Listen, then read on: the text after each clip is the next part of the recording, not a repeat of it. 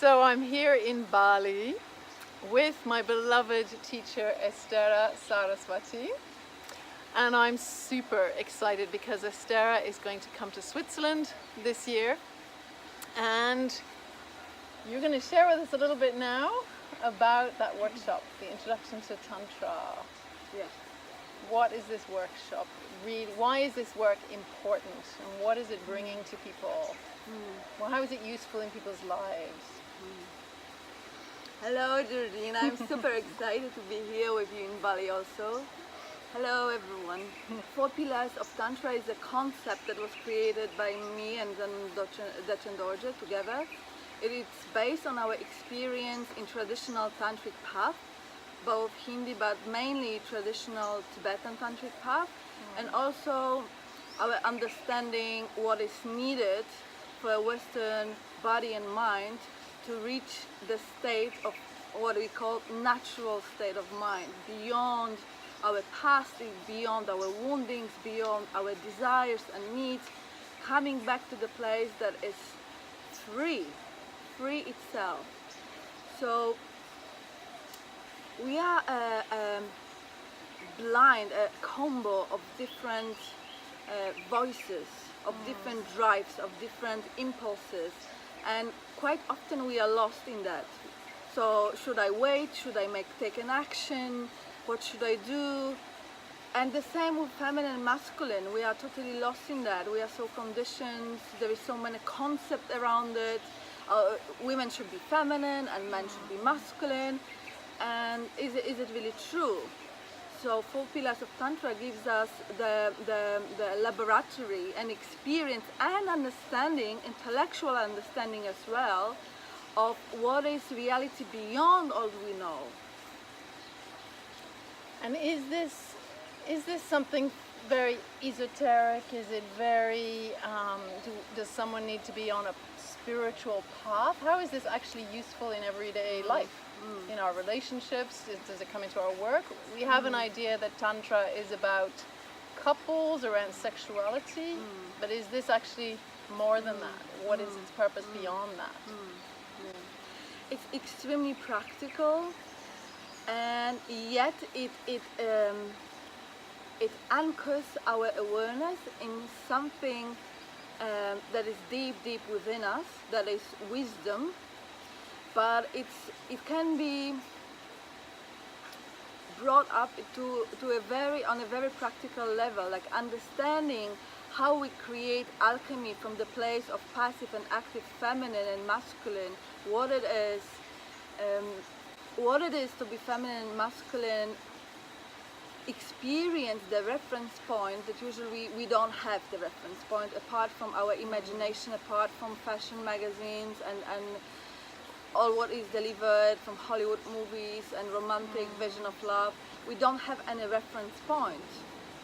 So we during Four Pillars retreats, we are even the direct experience reference point, that from this point we can start living from different place. So whatever we are doing, are we in relationship or intimate relationship or work or career, it's all affected by new quality of us.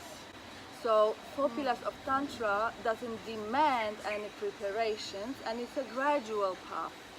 So anyone can step into it, and especially weekend workshop is introduction, that you can give you can receive a taste of it and direct experience and understanding, and then you can check if you want to go for more, or it's not right for you right now in this moment.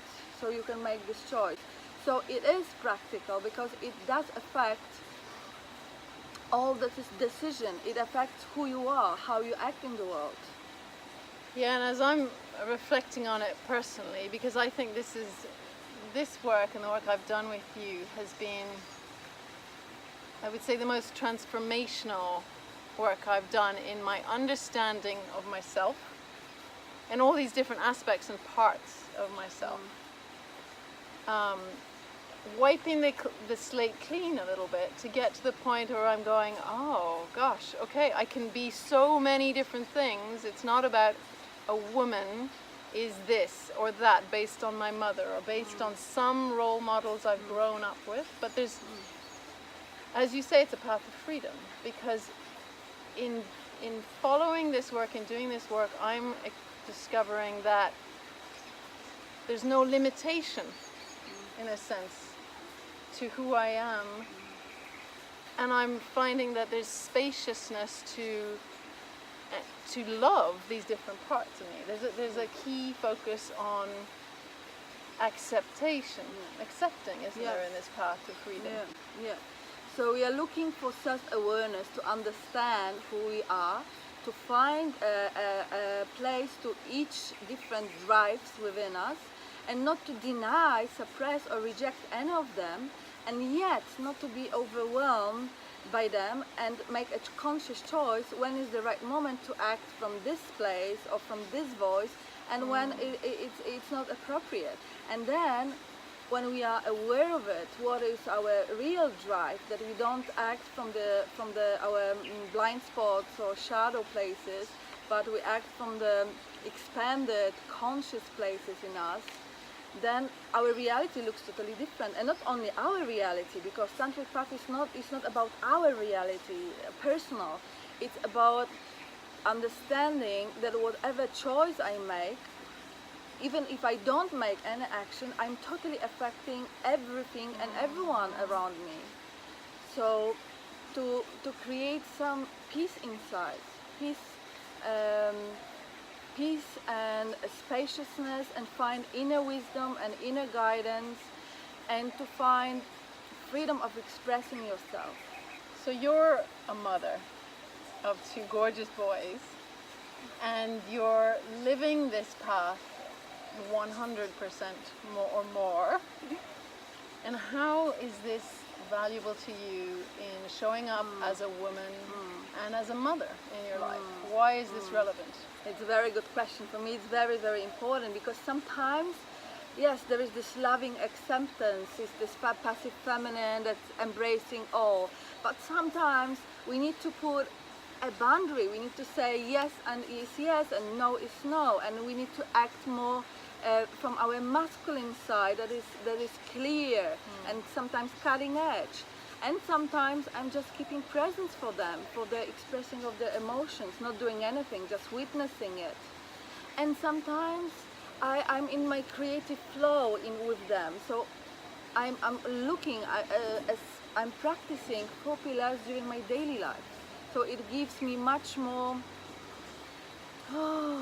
it's again the same word, freedom. It gives me freedom, and it creates more magic, because you cannot put me in a box. I'm not like, is she more soft or more strong? Is she masculine? It's all.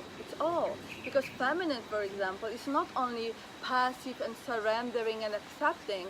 It's also the fire of creation. It's pervading reality,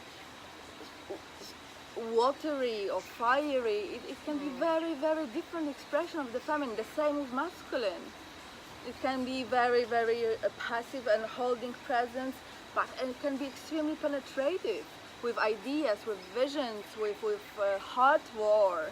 So this is a key point, because even in our kind of personal development community, there's confusion, I think, around what it means to become more feminine, and this pressure on men to show up more, to be both warrior and in their feminine, and there's a lot of projection. I feel there's a lot of projection on men and on women at the moment, and there's a confused, I don't know how to be a man, I don't know how to be a woman. What is all of this? Yeah, I feel like looking for expansion, we are a bit tapping to the different side of the same coin. Before, we also were coming from a mainstream society that was giving us guidelines, what is masculine, what is feminine, and it's their expression. And now we are tapping into self-growth basket that is also telling us that if you are feminine, you are flowy or whatever. When you are masculine, you are strong. Again, we are tapping into the set of rules and guidelines and it's also not giving real freedom. So path of Four Pillars is the path of finding all these different qualities and finding this alchemy. That what is the most important in Four Pillars is alchemy between them, and the fifth pillar that is being created by embodying and connecting, marrying all four, and then we can experience this place within us that knows, that is not shaken, that is not moving, and yet is in the eye of creation every moment. So ultimately it's this marriage within of our own masculine, our own feminine, in order to show up, to meet, to have relationships of all kinds, where we're not coming from a place of dependence, of pulling, of grasping, but of interdependence, of alchemy is the word you're using. Yeah. It's very good description. Finding this inner marriage and finding this inner alchemy between our passive and active qualities, finding this inside of us, gives us a possibility to create different kind of connections with people and the world. It's coming from the place of not needing anything, not wanting anything, not from the place of lack or frustration, but it comes from this place of this it's deep softness, and there is a lot of calmness and a lot of joy. It's a lot of joy, and then when we step into, there is so much joy in action, and then we know, should we right now just accept what is happening, reality, or we should say no? Should we be an active creator, or maybe should we surrender to what's happening? Or maybe we should just hold presence for the unfolding of events. Or should we step into the active creation? So where is it? What is right? And it's not coming from the mind. It's not coming from, oh, should I do this? Should I do? It's self-arising. This is important. Self-arising action or self-arising being that is not forced, that is not pushed, that is not coming from our limited understanding, because we always have limited understanding. We're allowing the life to move through us, and at the same time we are conscious part of it. It makes me relax. It's like this sense of like, oh, I can let go of trying to be this, or I should be that in this situation or whatever, and I relax into just being, because there's an acceptance of all these forces working through me, as me. And I can let go of all this tension on my shoulders and contraction in my heart, and actually, yeah, if that energy is then available, then I can open to life, open to meeting with more intimacy another, as well as myself, and be in service as well. This being in service for me is so important right now to encourage and focus on it, because I feel that we lost a balance a bit. There is a never end. We self-growth, self-healing, more and more and more, and okay, but what if we focus, what is my gift? How can I bring it to the world? How can I be in service? How can I allow the life to move through me, and I be in the most beautiful expression of my gifts, and be supported, be in abundance, be acknowledged and recognized. Yeah, and this is one of the most important things I've learned and experienced with you, Estera, because there's so much push in our normal way of being. There's so much effort. There's so much burnout. I know burnout. And yet this is about relaxing and expanding into what you were calling a natural state of mind or state of being. there's spaciousness. Yeah. And I truly believe that we have to start creating from that space, because, as you say, we're limited otherwise by our mind, and no new way of being in relationships with our kids can come from that place of contraction. There's an opening.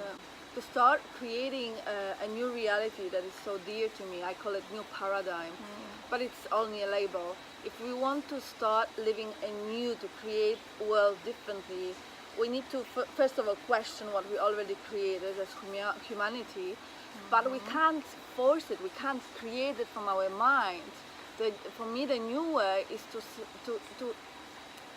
to know oneself so deeply and so trust the inner wisdom that everything comes effortlessly, that following this ease and grace in unfolding, and having this deep trust that things happen in the right moment, and emptying ourselves from the concepts.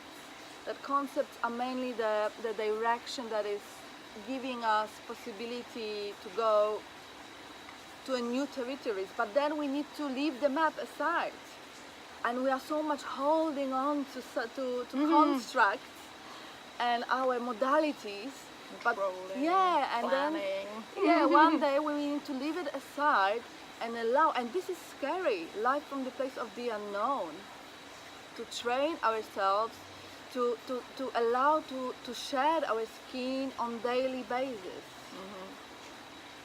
To be able to do that, we need to know ourselves. And to have that trust in our masculine and feminine.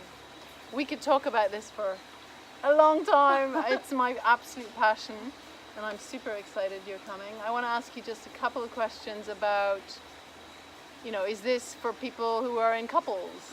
Is this more for men, more for women? Is there sexuality?